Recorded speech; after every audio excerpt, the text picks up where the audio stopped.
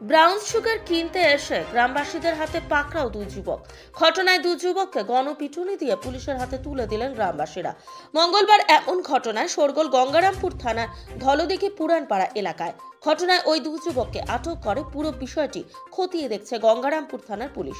স্থানীয় সূত্রে খবর, ধলদিঘি পুরানপাড়া গ্রামের কিছু অসাধু ব্যবসায়ী দীর্ঘদিন ধরেই গ্রামে নেশার সামগ্রী বিক্রি করে আসছে, যার কারণে নষ্ট হচ্ছে এলাকার পরিবেশ, বাড়ছে চুরি ছিনতাইয়ের মতো ঘটনা।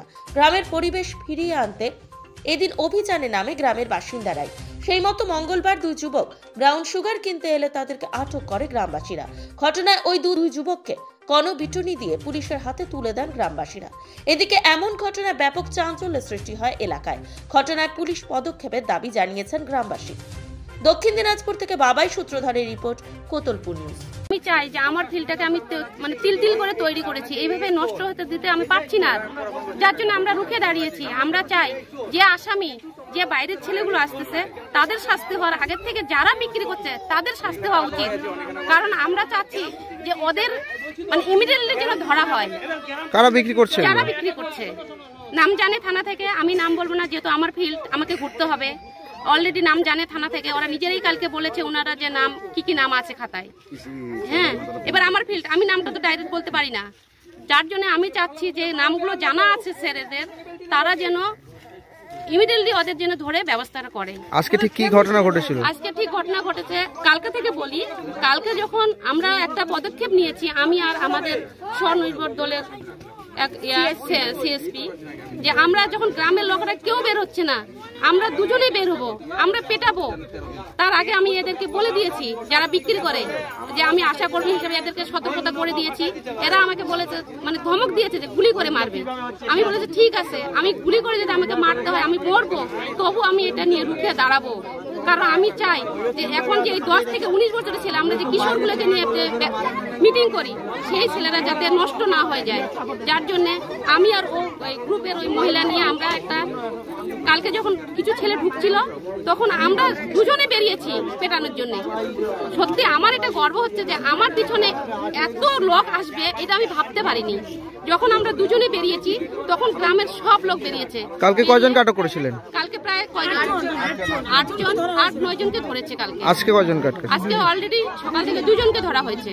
এটা কি এখানে কিনতে এসেছিল নাকি? ওরা কিনতে আসে, এখানে ওরা কিনতে আসে। আর এখানে কি বলেন তো, এখানে হচ্ছে যে সকাল থেকে 10টা থেকে রাত 11টা পর্যন্ত এই মেলার মাঠে শুরু হয়। মনে হয় যে ড্রাগসের ব্যবসা না, মনে হয় অন্য কিছু ব্যবসা চলছে।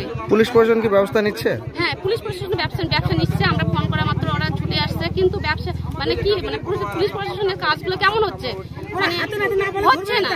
আমরা পাবলিকরা যেটুকু করছি সেটাই হচ্ছে। ওরা ধরছে, নিয়ে যাচ্ছে, ছাড়ছে, মারছে, হুমে দিচ্ছে, কি করছে আমরা দেখতে পাচ্ছি না। আমরা এখান থেকে তুলে দিচ্ছি, কিন্তু ওরা কি করছে আমরা সেটা আর বলতে পারছি না। কিন্তু আমরা চাই এটা ন্যায্য বিচার হোক, বা এখানে এটা বন্ধ হোক। আমি চাই যে এটা বন্ধ হোক, কারণ আমি আর পারছি না নিতে আমার ফিল্ড। আমি চাই যে এখানে শান্তি পরিবেশটাই যেন আসে। ঠিক, দিদি আপনার নামটা একটু? আমার নাম সাবিনা ইয়াসমিন। পুরানপাড়া 6 নম্বর গ্রাম পঞ্চায়েত। কি হয়েছে এখানে? এইখানে বহুদিন থেকে বহুদিন ধরে ধুলো বিক্রি হয়। ধুলো কি কাকে বলে আমি জানি না, এখনো দেখিনি চোখে, বুঝলেন? ধুলো বিক্রি হয়। এই কেমন এত লোক যাতায়াত করে, কি ব্যাপারটা কি? বিভিন্ন জায়গার লোক এসে পরিবেশ খারাপ। এই যে 2 সন্তান যাদের ফটো করলেন আপনারা, এই 2 সন্তানের বাবা মা কিভাবে জ্বলতেছে।